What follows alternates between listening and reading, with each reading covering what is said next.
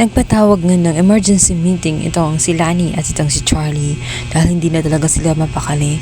Kailangan na nilang gumawa ng paraan bago tuluyang malugmok ang kumpanya ng mga De La Costa. Lalo't isa na rin nagsara ang restaurant ni Madam Arya.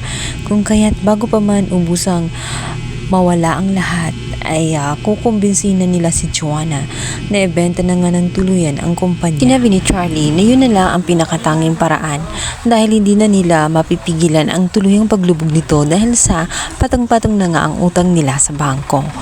Ayaw man ni Joanna nung una, ayaw niya itong bitawan dahil gusto niya na umutang na lamang sa bangko. Ayaw kasi niyang mapapahiya at tanggapin ang katotohanan na talunan na siya.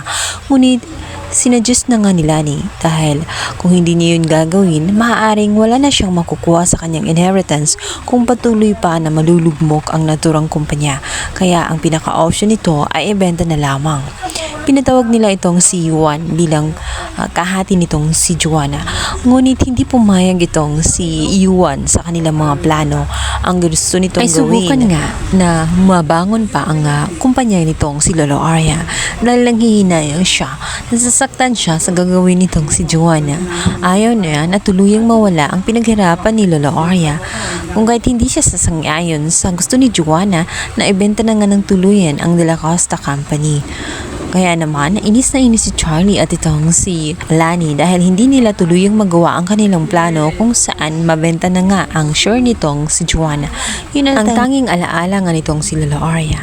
Kaya naman, si Charlie ay nakaisip na gagawa na sila ng paraan kung hindi nila mapapayag itong si Yuan. Ay gagamit sila ng ibang tao para lang makuha ang perma nga nitong si Yuan. Hanggang sa naaalala nga nitong si Joanna nang minsan nga na makipag-inuman siya sa bar at ginamit niya ang credit card nga nitong si Yuan. Nakuha niyang gayahin ang perma nga ng kanyang kambal kung kaya't naisip niya na kaya niyang gawin kahit nga wala ng consent ng kanyang kambal dahil kaya niyang gayahin ang pirma nito kung kaya't magagawa niya ang kanyang mga plano kahit hindi sumang-ayon nitong si Yuan. Isang napakamaling desisyon ang gagawin nitong si Joanna sapagkat malalagay sa alanganin at magugulat na lamang siya dahil ang kumpanya nga ni Lolo Arya ay mapupunta na nga sa dalawang ahas na ito nga si Charlie at itong si Lani na inaasam ang kumpanya ng matanda. Ngunit bago pa mangyari ang mga bagay na iyon ay mauunahan na nga sila ng mga hakbang ng matanda dahil talagang ipapausisa nga ni Lola Arya ang deed of donation na ginawa nga nito ang si Charlie dahil natitiyak niya na peke ang ginawa nito dahil hindi naman siya pormirma.